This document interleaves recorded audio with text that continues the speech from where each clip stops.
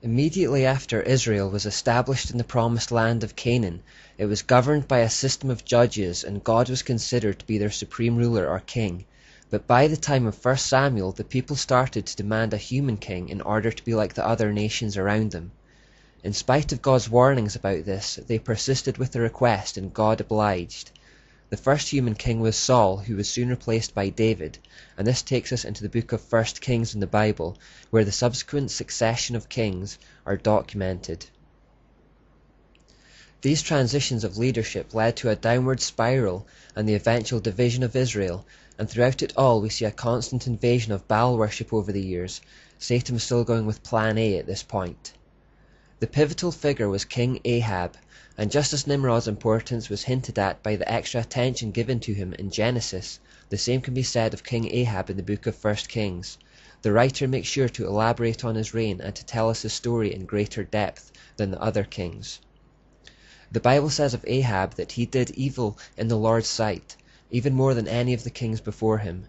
This guy was the worst of the worst. There had been bad kings before, but no one touched Ahab.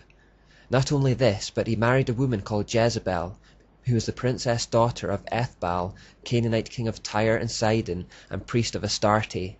You couldn't get a worse combination of titles, and clearly this was not the kind of family the king of Israel should have been marrying into. For a people that God was intent on keeping undefiled and pure, this marriage would pose significant problems. As expected, soon after their marriage, the pollution began. Ahab established a temple for Baal and an Asherah pole in Israel for his wife's sake.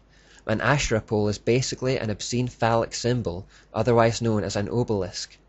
But Queen Jezebel was not content to simply allow the worship of Baal and Asherah concurrently with the worship of Israel's true God. She was determined to eliminate worship of the true God altogether. She embarked on a campaign whereby most of God's prophets were killed, and in their place were installed false prophets for Baal and Asherah. She successfully controlled Ahab, implemented idol worship, and had him build a temple in their honor.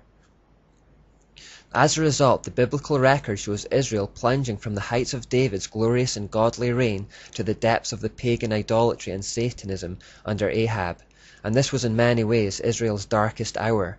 Satan was very close to winning God's chosen people to himself, once and for all. The apostasy of Israel was almost complete. The foundations of godliness were fast crumbling. The judgment of God was forthcoming. Now, do Ahab and Jezebel remind you of anyone? They were virtually identical to Nimrod and Semiramis. It's almost as though Satan thought to himself that since this tactic had worked so well in Babylon, it might just be the one that would finally clinch victory in the battle to subvert the Israelites. Like when a play or shot works particularly well in sports, you're tempted to use it again in the hope it produces the same result. This is what he was doing. He was attempting to create the same kind of structure within Israel that he had created in Babylon, and was hoping the same end would be achieved. Just as Semiramis had risen to power on the coattails of Nimrod, the evil Jezebel wed herself to Ahab and introduced idolatry into their life as an evil religious practice. This was probably not a marriage of love. Rather, it was a spiritual and political affiliation designed to merge two different kingdoms. Just as Semiramis had an insatiable lust for power and would go to any ends to retain it, even killing her husband and plotting to kill her son, we see the same kind of spirit in Jezebel, a lust for power, control, and domination. Given her background in Baal worship, where sex acts and licentious living was exalted as a way to tap into the power of the gods, she would have had no qualms about sleeping her way to the top. Ahab, king of Israel, was completely subdued and dominated by Jezebel. Israel was now full of pagan shrines, filled with priestess prostitutes, servicing the worshippers. The sexual lure was more than the men of Israel could resist. By Jezebel's influence, 10 million Israelites left the worship of God for Baal and Ashtoreth. Only 7,000 people in the entire nation were not swayed by her control. This is how close Satan came to claiming Israel and thus removing the last remaining barrier between him and world domination. God, however, as always, had a man for the job, Elijah. Jezebel had killed most of God's prophets but hadn't managed to get her hands on Elijah yet, and it was he who God used to turn Israel back from the brink.